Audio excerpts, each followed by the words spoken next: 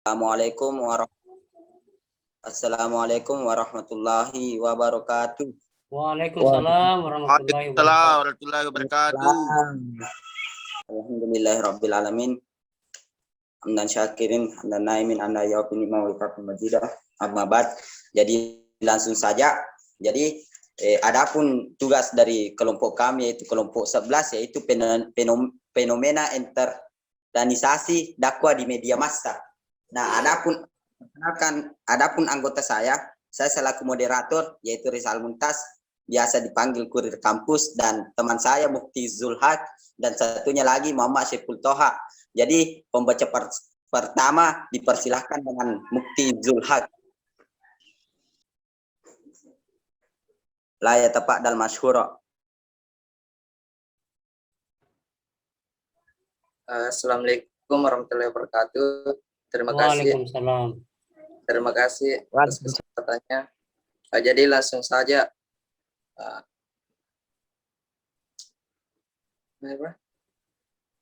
Globalisasi menurut masyarakat dunia untuk beradaptasi mengikuti kemajuan teknologi. Teknologi komunikasi dan informasi menjadi salah satu produk globalisasi yang sangat cepat perkembangannya. Salah satu buah dari kemajuan tersebut adalah media massa menjadi kiblat pemenuhan informasi masyarakat modern. Sehingga tidak heran jika efek yang ditimbulkan dari informasi, pesan atau berita yang dimuat di media massa sangat terasa sekali di kehidupan masyarakat dunia. Untuk menyampaikan pesan dakwah, tentu harus memiliki sarana yang efektif agar goal dari dakwah dapat dipahami oleh masyarakat. Media merupakan salah satu alat untuk menyampaikan pesan-pesan dakwah tersebut. Bahkan media memiliki kekuatan yang sangat dahsyat dalam mengiring dan membentuk mindset khalayak. Selama periode reformasi dan demokrasi, Indonesia mengalami keterbukaan di bidang media. Bahkan sebagian berargumentasi sudah sampai pada tahap kebablasan atau kebebasan. Salah satu produk dari transformasi ini adalah bertaburnya program-program dari Wattaiman ini yang pada hakikatnya menggabungkan antara tuntunan dan tontonan sebagai landasan operasional mereka demi keuntungan melalui komodifikasi agama. Sebagai salah satu metode dakwah yang cukup strategis, Wattaiman sangat membantu dalam proses pembangunan spiritual sebagian dari kalangan masyarakat kita. Sebuah hal yang dilematis dari program dakwah teman ketika kemasan dan metode dakwah dengan entertainment ini kerap mengundang persepsi masyarakat yang tanpa disadari mengkerdilkan nilai-nilai agama Islam.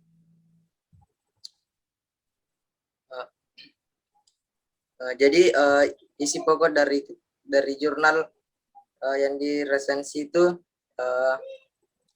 media massa adalah alat yang digunakan untuk menyampaikan pesan dari sumber khalayak.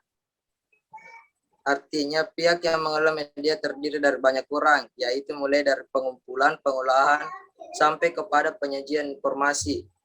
Kedua bersifat satu arah, artinya komunikasi yang dilakukan kurang memungkinkan terjadinya dialog antara pengirim dan penerima. Kalau seandainya terjadi reaksi atau umpan balik biasanya memerlukan waktu dan tertunda. Ketiga, meluas dan serempak, artinya dapat mengatasi rintangan dan jarak karena ia memiliki kecepatan bergerak secara luas dan simultan, di mana informasi yang disampaikan diterima oleh banyak orang pada saat yang sama. Keempat, memakai peralatan teknis atau mekanis seperti radio, televisi, surat kabar, dan semacamnya. Kelima, bersifat terbuka, artinya pesannya dapat diterima oleh siapa saja dan di mana saja tanpa mengenal usia, jenis kelamin, dan suku bangsa. Konsep uses and gratification teori adalah salah satu teori yang berkembang dalam dunia komunikasi massa.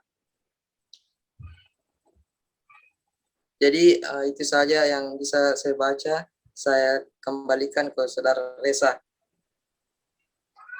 Terima kasih atas teman saya yaitu Mukti Zulhad sebagai sahabat saya juga. Jadi saya juga akan melanjut materi yang dibawakan oleh Mukti Zulhad. Media dakwah atau wasail ad-dakwah adalah alat yang dipakai sebagai perantara untuk melaksanakan kegiatan dakwah. Al-Aminuddin Sanwar dalam buku pengantar ilmu dakwah membagi alat-alat tersebut dalam 6 macam. Dakwah melalui saluran lisan, yaitu dakwah secara langsung di mana dai menyampaikan ajaran kepada mat'u. Adapun peralatan yang dipakai untuk berdakwah melalui saluran lisan adalah radio, TV, dan sebagainya. Dakwah melalui saluran tertulis. Dakwah melalui saluran tertulis adalah kegiatan dakwah yang dilakukan melalui tulisan-tulisan. Kegiatan dakwah secara tertulis dapat dilakukan melalui surat kabar, majalah, buku, brosur-brosur, selebaran, buletin, dan sebagainya. Dakwah melalui saluran visual. Berdakwah melalui saluran visual adalah kegiatan dakwah yang dilakukan dengan melalui alat-alat yang dapat dilihat oleh mata manusia atau dapat ditatap dalam menikmatinya. Alat-alat visual ini dapat berupa kegiatan pentas, pantomim, seni lukis, seni ukir, kaligrafi, dan lain sebagainya. Dakwah melalui saluran audio visual. Dakwah melalui media ini merupakan gabungan dari media audio dan media visual. Dengan media ini, dakwah dapat dinikmati. Peralatan audiovisual ini antara lain TV, seni drama, wayang kulit, video, dan lain-lain. Dakwah melalui keteladanan. Dakwah melalui keteladanan adalah penyampaian dakwah melalui keteladanan adalah penampakan konsekuensi dai antara pernyataan dan pelaksanaan. Dengan keteladanan ini memudahkan mat'u untuk meniru perbuatan yang dilakukan oleh dai. Yang dimaksud dengan media dakwah adalah alat yang digunakan oleh dai untuk menyampaikan pesan dakwahnya kepada mat'u. Di bawah ini adalah deskripsi beberapa program tayangan media yang jelas memasukkan agama ke dalam daftar acara media. Nah, di sini berbagai macam ya teman-teman. Yang pertama, film dan sinetron. Sebagaimana kita ketahui bersama, perkembangan agama dan televisi paling mencolok pasca reformasi adalah maraknya film dan sinetron Islami. Selain film layar lebar yang bertema Islam yang disadur dari novel seperti Perempuan Berkelun Sorban, Ayat-ayat Cinta, Negeri Lima Matahari, Ketika Cinta Bertasbih, dan banyak lagi teman-teman.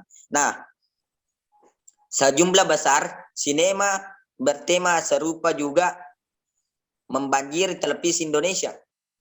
Beberapa diantaranya adalah Para Pencari Tuhan yang biasa kita lihat itu kalau Ramadan itu Para Pencari Tuhan, Rahasia Ilahi, Hidayah, Astagfirullah, Takdir Ilahi, dan sebagainya. Nah, itu contoh-contohnya. Nah, langsung saja kita beralih ke bagian C, kelebihan jurnal yang diresensi. Dari ketiga jurnal diresensi untuk membuat tugas ini dari pemateri tangkap ada beberapa kelebihan dari jurnalnya. Beberapa kelebihannya yaitu judul jurnal menarik dan menurut penulis berkesinambungan dengan submateri dari penulis. Adapun mengenai isi menurut penulis sendiri sudah jelas dan juga penyusun dari submateri sudah tersusun dengan baik sehingga memudahkan pembaca menangkap apa yang ingin disampaikan dalam jurnal tersebut. Nah, kita beralih ke bagian D. Bagian D yaitu kelemahannya. Nah, di sini kita membahas tentang kelemahan jurnal yang diresensi. Apa saja sih kelemahannya? Nah, kelemahannya yaitu di samping kelebihan yang disajikan dan jurnal yang penulis jadikan resensi, ada juga beberapa hal yang menjadi kelemahan dari jurnal yang diresensi. Adapun beberapa kelemahan yang penulis dapat yaitu terdapat beberapa salah pengetikan atau tipe pengetikan di dalam jurnal. Di dalam jurnal juga tidak dijelaskan bagaimana respon masyarakat terkait perkembangan kebutuhan. Nah, dakwah entertainment yang ada di Indonesia, dan di jurnal hanya dicantumkan beberapa program tayangan yang memasukkan agama serta dakwah dalam daftar acara media dan tidak disertai respon masyarakat dengan bukti yang konkret bahwa program tersebut mempunyai efek kepada masyarakat. Nah, kita beralih ke bagian E, yaitu kesimpulan jurnal yang diresensi. Menselaraskan model yang modern dalam kemasan dakwah entertainment dengan tetap bersikap konsisten terhadap pergerakan nilai-nilai yang dimiliki Islam adalah sikap yang bijak. Usaha yang bijak sebagai solusi dan mensikapi dilema tersebut adalah memposisikan dakwah entertainment sebagai model dakwah yang berwibawa, memiliki keagungan dalam performance konsisten terhadap tujuan yang terdapat di dalam dakwah tersebut, serta mengedepankan profesional bagi para dai serta elemen yang terlibat di dalamnya. Nah, sedangkan perkembangan teknologi informasi di media sosial akan menjadi tantangan yang berat. Mengapa ini dikatakan tantangan yang berat? Karena pengguna teknologi memiliki berbagai latar belakang begitu, dan motivasi yang beragam. Kecenderungan media sosial pada saat ini masih didominasi oleh pengguna para netizen yang tidak mengindahkan kode etik, atau dalam kurung yang tidak sopan dalam menggunakan media sosial. Hal ini sangat mengkhawatirkan karena dapat mempengaruhi perilaku negatif dan mindset masyarakat yang keliru. Nah, kita langsung saja ke F. Hubungan jurnal diresensi dengan materi. Fenomena internisasi dakwah di media sosial. Mungkin ini dilanjutkan oleh teman saya, yaitu Muhammad Saiful Toha, untuk melanjutkan materi tersebut. Kelola Saiful. Kamu. Mana kau Saiful? Hadir Pak. Tunggu dulu. Jadi.